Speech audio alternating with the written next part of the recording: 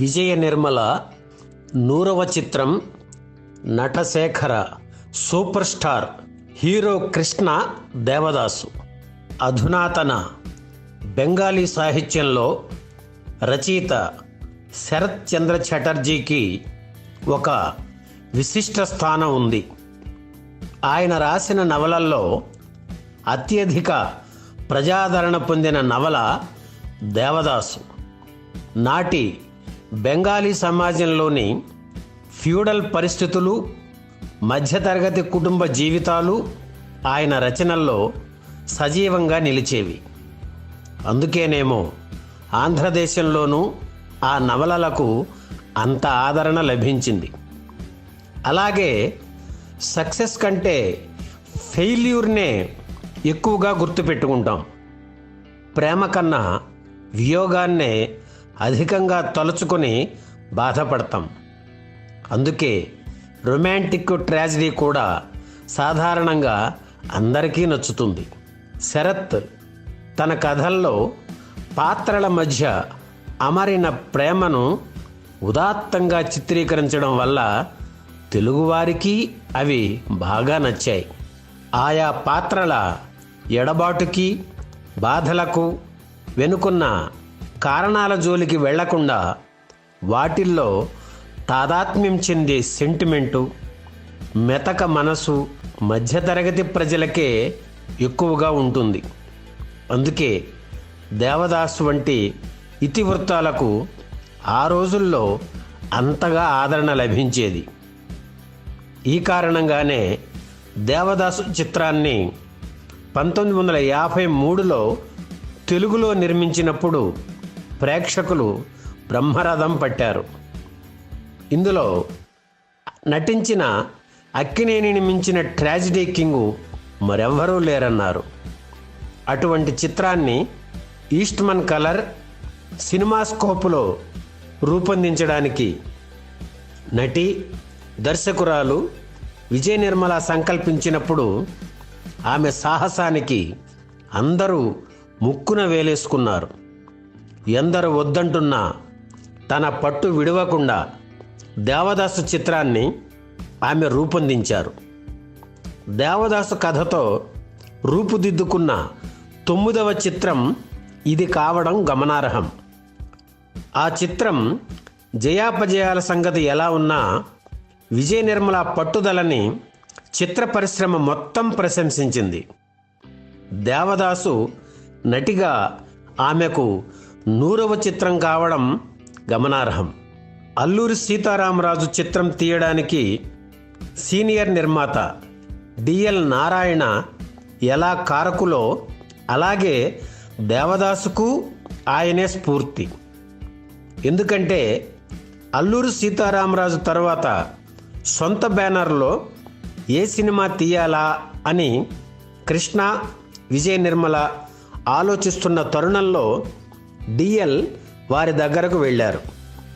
సీతారామరాజు లాంటి గొప్ప సినిమా తీసిన తరువాత ఏ చిత్రం తీసినా ఆడదు, అందుకే దేవదాసు తీయండి, సినిమా ఆడే అవకాశాలు ఎక్కువగా ఉంటాయి అని సలహా ఇచ్చారు. ఆ సలహా వీరిద్దరికీ బాగా నచ్చింది.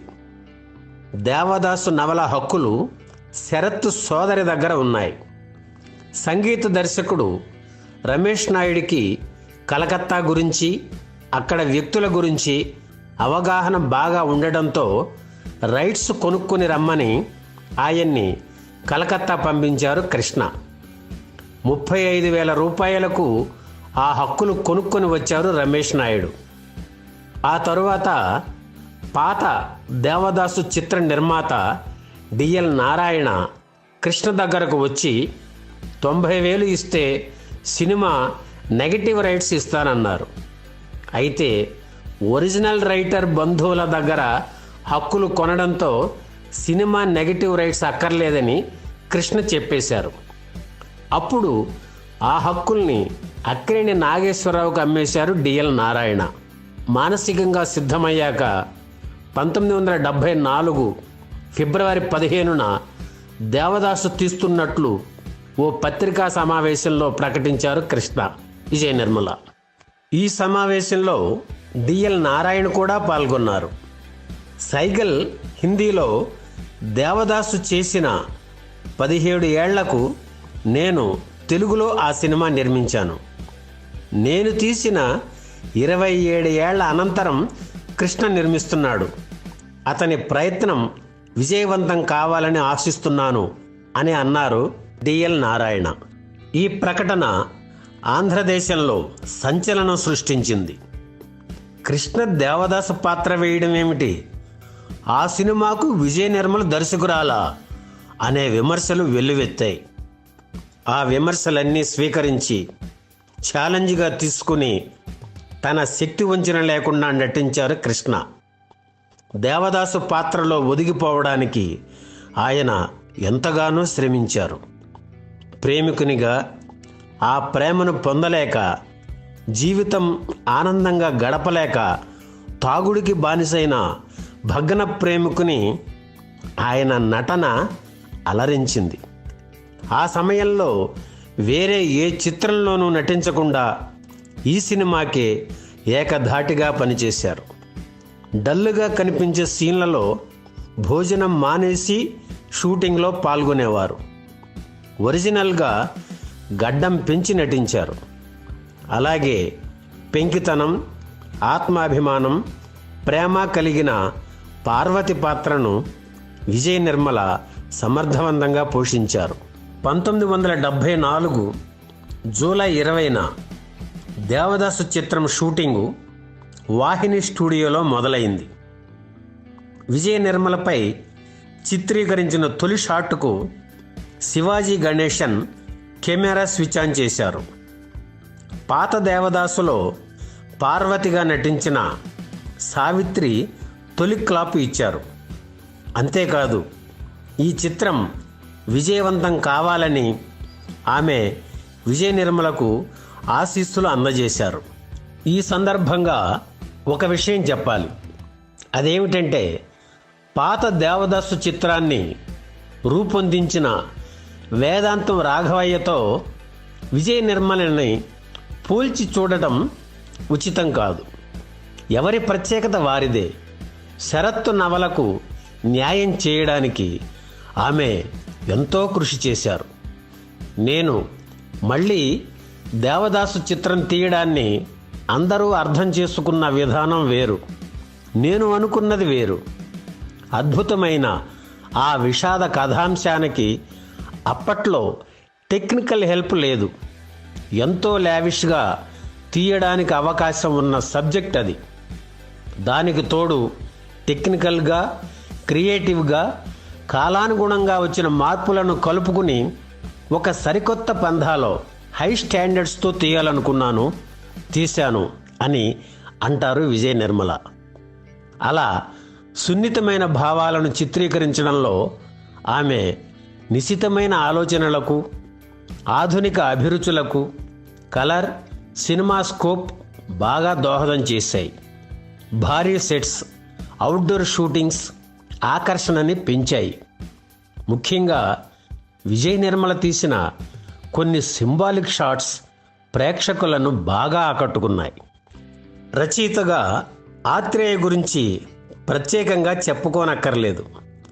అయితే ఆత్రేయ రాసిన అద్భుతమైన సంభాషణలు ఈ చిత్రానికి వన్నె తెచ్చాయి. అలాగే సినిమాలో పాటలన్నింటినీ ఆరుద్ర రాశారు. పాటలు రాసే ముందు ఆయన కీర్తిశేషులు మల్లాది రామకృష్ణ శాస్త్రి ఫోటోకి నమస్కరిస్తూ సాహసం చేస్తున్నాను, మన్నించండి అని వేడుకున్నారట.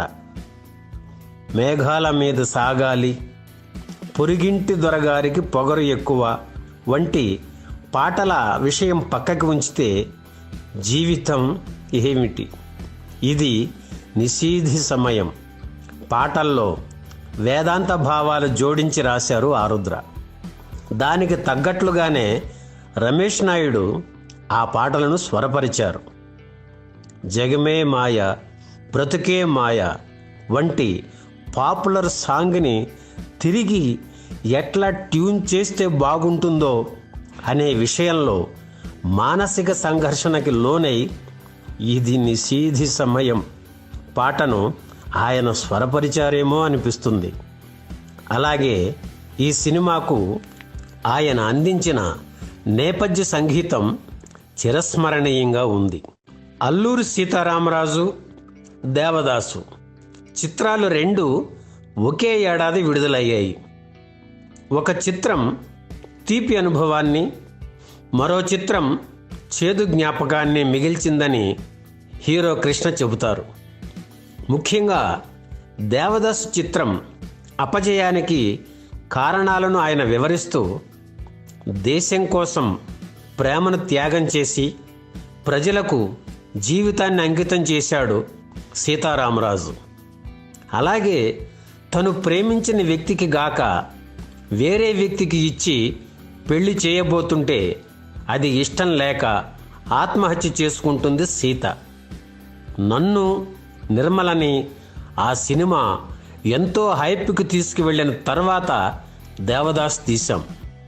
అందులో హీరో తండ్రికి భయపడి ప్రేమను త్యాగం చేసి సిటీకి వచ్చి తాగుబోతుగా మారతాడు. అలాగే రామరాజు కోసం సీత ప్రాణత్యాగం చేస్తే దేవదాసులో పార్వతి తండ్రి మాటలకు తలవంచి ముసలి జమీందారుని పెళ్లి చేసుకుంటుంది. సీతారామరాజు దేశం కోసం ప్రాణాలు అర్పిస్తే దేవదాసు ప్రేమ విఫలమవడంతో తాగుబోతుగా మారి దిక్కులేని చావు చేస్తాడు. అల్లూరి సీతారామరాజు లాంటి మహోన్నత పాత్రలలో నన్ను చూసిన వెంటనే దేవదాసు లాంటి పిరికి ప్రేమికుని పాత్రలో చూడడానికి జనం ఇష్టపడలేదు. మా దేవదాసుకి పోటీగా ఆనాటి దేవదాసు చిత్రాన్ని విడుదల చేస్తారని ఊహించలేదు. కంపారిజన్ లేకుండా మా సినిమా ఒక్కటే విడుదలై ఉంటే అది తప్పకుండా విజయవంతమయ్యేది. అలా కాకుండా అఖండ విజయం సాధించిన ఆ దేవదాసుతో కంపారిజన్ రావడంతో సహజంగానే చిత్రం దెబ్బతింది. మా దేవదాసు దెబ్బతినడానికి నిడివి కూడా ఒక కారణం. 19,400 అడుగుల నిడివి ఉండేది. దగ్గర 3 గంటల సినిమా, పైగా ఎంటర్టైన్మెంట్ లేదు. పాత రోజుల్లో అలా ఉంటే ఓకే, కానీ మెయిన్ దేవదాసు తీసినప్పుడు అంతసేపు కూర్చుని సినిమా చూసే ఓపిక జనానికి లేదు. నవయుగా చంద్రశేఖరరావు గారు కనీసం 2,000 అడుగులన్నా తీయండమ్మా బాగుంటుంది అనేవారు. దాంతో మా శ్రేయోభిలాషులు ఆదుర్తి సుబ్బారావు, ఎల్వి ప్రసాద్, పి పుల్లయ్యలకు చూపించి ఏమన్నా కట్స్ ఉంటే చెప్పండి తీసేద్దాం అని అడిగాను. ఏమీ తీసేయక్కర్లేదు, అంతా బాగుంది అన్నారు. ఎల్వి ప్రసాద్ గారు నిర్మలకు ఆ రాత్రి ఫోన్ చేసి, ఈరోజు నుంచి నేను నీ ఫ్యాన్ అయ్యానమ్మా, టెక్నికల్గా క్రియేటివ్గా చాలా గొప్పగా తీశావు, కంగ్రాట్స్ అని అభినందించారు. దాంతో ఒక రకమైన ఓవర్ కాన్ఫిడెన్స్తో ట్రిమ్ చేయకుండా సినిమాని అలాగే విడుదల చేశాం. 2 ఏళ్ల తరువాత ప్రేక్షకుల సద్విమర్శల్ని, అభిప్రాయాల్ని స్వీకరించి వాటికి అనుగుణంగా కొన్ని మార్పులు చేసి సినిమాని ట్రిమ్ చేసి 15 జూలై 1975న మళ్ళీ విడుదల చేశాం. కొంచెం బెటర్గా సినిమా ఆడింది అని చెప్పారు కృష్ణ. దేవదాసు సినిమా వివాదం గురించి అక్కినేని నాగేశ్వరరావు పాత దేవదాసు 200 రోజుల ఫంక్షన్లో ఇలా వివరణ ఇచ్చారు. కృష్ణ నిర్మించిన దేవదాసు చిత్రాన్ని దెబ్బతీయడానికి నేను పాత దేవదాసును విడుదల చేశానని అనడం కరెక్ట్ కాదు. కృష్ణ పైకి రావలసినవాడు, వస్తున్నాడు కూడా. ఆయన చిత్ర పరిశ్రమలోకి ప్రవేశించినప్పుడు అభినందించిన వాళ్లల్లో నేను ఒకడిని. కృష్ణ దేవదాసు తీయకూడదనే అభిప్రాయం నాకు ఎప్పుడూ లేదు. పైగా కొత్త దేవదాసు రంగుల్లో ఆధునిక సాంకేతిక విలువలతో రూపుదిద్దుకుంది. ఎప్పుడో 25 ఏళ్ల క్రితం అప్పటి సాంకేతిక ప్రజ్ఞతో తీసిన నా దేవదాస్ చిత్రం కృష్ణ దేవదాసు సినిమాకు పోటీగా వచ్చిందని ఎవరైనా చెబితే అది అపార్థం సృష్టించడానికే తప్ప వేరే ఏమీ కాదు. ఒక కొత్త చిత్రంతో పాత చిత్రం పోటీ ఎలా పడుతుంది? నైజాం ఏరియాకు దేవదాసు చిత్రాన్ని నేను 1974లో కొన్నాను. పెట్టిన పెట్టుబడి రాబట్టుకోవడం కోసం 2 ప్రింట్లు తీసి విడుదల చేశాను. తగ్గింపు రేట్లపై కేవలం ఉదయం ఆటల్లో 200 రోజులు ప్రదర్శితమై 2 లక్షల రూపాయలు ఆర్జించింది ఆ దేవదాస్. పాత చిత్రం మీద కొత్త చిత్రం పోటీగా రావచ్చు కానీ కొత్త చిత్రం మీద పాత సినిమా పోటీగా వచ్చిందంటే మీరు ఎలా నమ్ముతారు అని ఆ రోజుల్లో ప్రశ్నించారు అక్కినేని. ఏమైనా పాత దేవదాసు కొత్త దేవదాసును ఆర్థికంగా దెబ్బ కొట్టింది అన్నమాట వాస్తవం. ఎన్టీఆర్ ప్రోద్బలంతోనే కృష్ణ దేవదాసుకు పోటీగా అక్కినేని తన దేవదాసు చిత్రాన్ని విడుదల చేశారని అంటుంటారు. ఈ వీడియో మీకు నచ్చితే లైక్ చేయండి, షేర్ చేయండి, వెంటనే సబ్స్క్రైబ్ కూడా చేయండి.